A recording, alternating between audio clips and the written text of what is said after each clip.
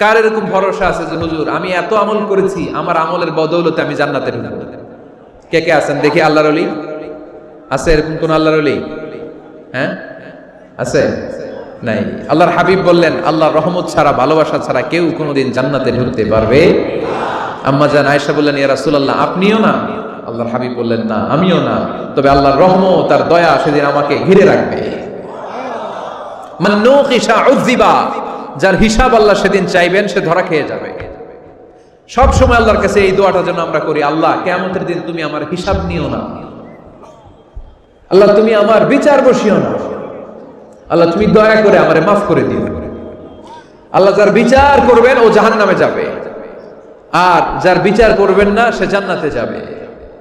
আল্লাহ যদি বিচার করে আর পাই টু পাই হিসাব নেয়, নামাজ পড়লি না কেন, রোজা রাখলি না কেন, মিথ্যা বললি কেন, খাদ্যে ভেজাল দিলি কেন, মাছে ফরমালিন দিলি কেন, যৌতুক খাইলি কেন, ঘুষ খাইলি কেন, উল্টাপাল্টা করলি কেন, জিনা করলি কেন, একটার পর একটা প্রশ্ন বানে যদি সেই ভয়ঙ্কর দিনে আল্লাহ আমাদেরকে জর্জরিত করে, আমাদের কোনো উত্তর আছে?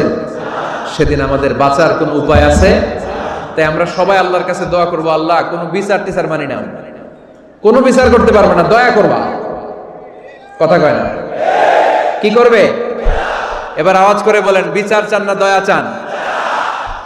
রোজ হাসরে হে আল্লাহ আমার করোনা বিচার, আল্লাহ করোনা বিচার, পড়েন আমিন। রোজ হাসরে হে আল্লাহ আমার করোনা বিচার, আল্লাহ করোনা বিচার, বিচার চাহি না তব দয়া চাহে এ গুনাহগার, আল্লাহ করোনা বিচার, পড়েন আমিন। তিনি যদি দয়া করেন তবেই আমরা জান্নাতে যেতে পারবো, ঠিক কিনা?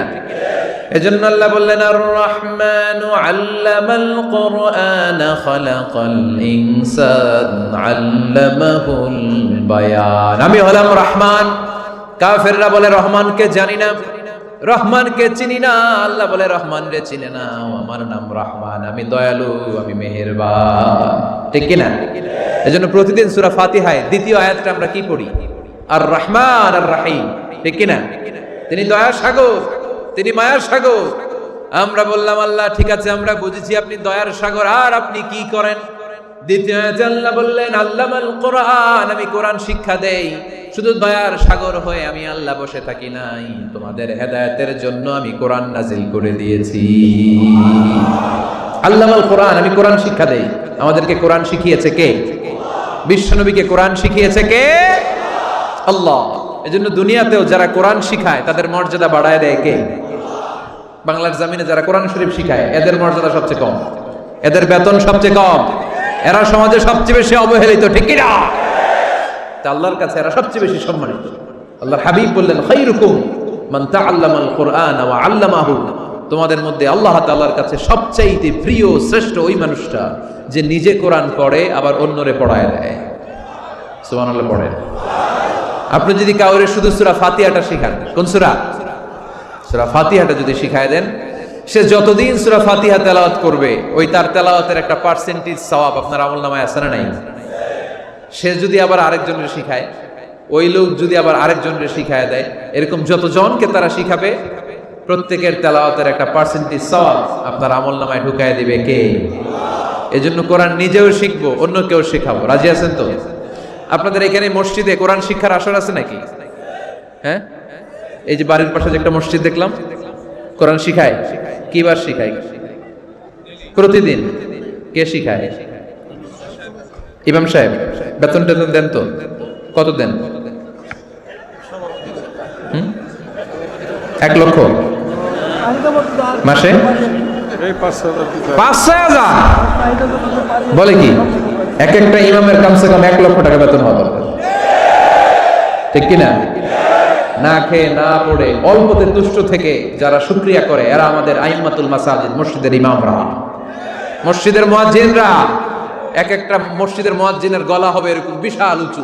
কিয়ামতের ময়দানে সবাই আমরা এর দিকে তাকায় থাকবো, কিরে ভাই তোর গলা উঁচু কেন? সে বলবে আমার এই গলা দিয়ে প্রতিদিন 5 বার আমি আজান দিয়েছি। কিয়ামতের ময়দানে ঠিকই সম্মানিত, দুনিয়ায় আমরা চিনলাম না ওনাদেরকে। এজন্য কোরআন শিক্ষার আসর জন্য আমরা গড়ে তুলি। তালিমুল কোরআন প্রজেক্ট লাগবে। শিশুদের কোরআন শিক্ষার আসর, নারীদের কোরআন শিক্ষার আসর, বয়স্কদের কোরআন শিক্ষার আসর। আমরা কোরআন শিখে মরতে চাই, কোরআন জেনে মরতে চাই। No excuse will be granted that day. সেদিন আল্লাহ কোনো এক্সকিউজ গ্রহণ করবে না। সব পারো, হিন্দি তো ঠিকই কইতে পারো, হিন্দিতে কথা কইতে পারে না ছেলেবেলারা? হিন্দি সিনেমা এমন দেখা দেখে হিন্দিতে কথা কইতে পারে। তো হিন্দি ভাষা বুঝতে পারলে, শিখতে পারলে আরবি পারলা না কেন? কোনো এক্সকিউজ, ওজর, আপত্তি সেদিন আল্লাহ গ্রহণ করবে না। শরীয়তপুরের ভাইরা, আসুন আমরা কোরআন শিখি, আসুন আমরা কোরআন পড়ি। প্রতিদিন একটা আয়াত হলেও কমপক্ষে আমরা যেন কোরআনের অর্থ পড়ি, বঙ্গানুবাদ পড়ি। রাজি আছেন তো? আপনাদের স্মার্টফোন আছে কার কার হাতে দেখি?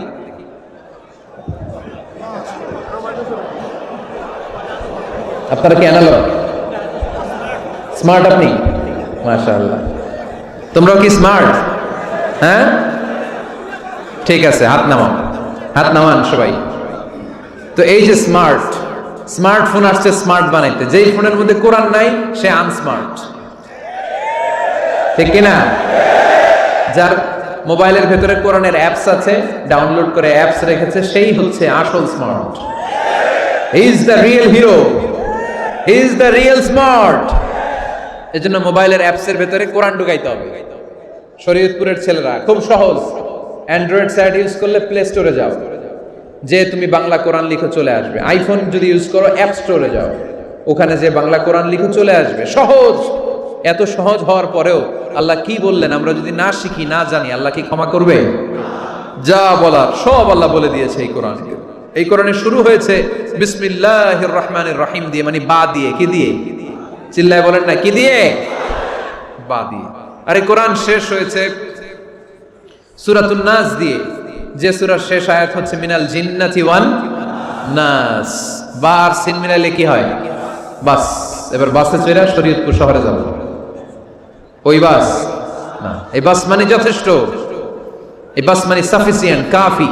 আল্লাহ বুঝালেন এই 30 পারায় 114টা সূরায় আমি যা দিয়েছি এটাই বাস, যথেষ্ট, নতুন করে আর কিচ্ছু লাগবে না। চিল্লায় বলেন ঠিক কিনা? এজন্য মোবাইলে কোরআনের অ্যাপস ঢুকাইবেন।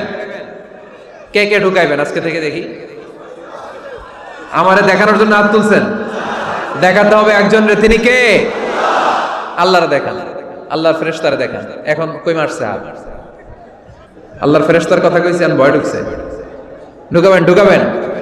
এদিকে হাত তুলো না কেন? আছে? মাশাআল্লাহ, হাত নামান। আল্লাহ তুমি সব ভাইদেরকে কবুল করো। আমরা যেন মোবাইলে হিন্দি সিরিয়াল না দেখি, আমরা যেন ড্যান্স না দেখি, উলঙ্গ নৃত্য যেন না দেখি। আমরা যেন এই মোবাইলে কোরআন পড়ি। আমরা কান দিয়ে যা শুনবো তাতে যেন সওয়াব হয়। আমরা চোখ দিয়ে যা দেখবো তাতে যেন সওয়াব হয়, ঠিক কিনা? যেন কানে শুনি সদা তোমার কালাম, হে খোদা চোখে যেন দেখি শুধু কোরআনের আয়াত। শোনো আমার মুনাজাত, শোনো শোনো ইয়া ইলাহি আমার মুনাজাত, শোনো আমার মুনাজাত। পড়েন আমিন। তাহলে আমরা যে কিতাবটারে সঙ্গী বানাবো, কিতাবটার নাম সবাই বলেন।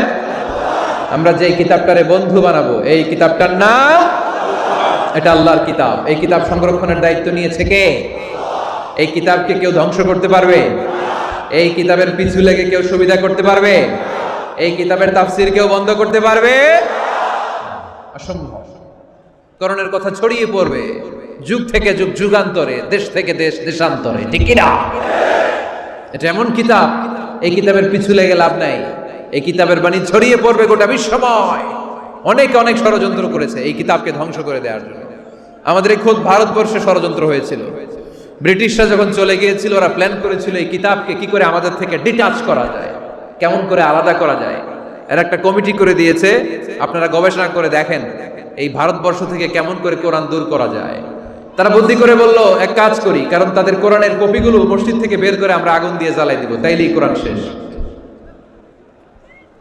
কোরআনের কপি যদি আগুন দিয়ে জ্বালায় দেওয়া হয় তাহলে তার পৃথিবীতে কোরআন থাকবে না? না থাকবে?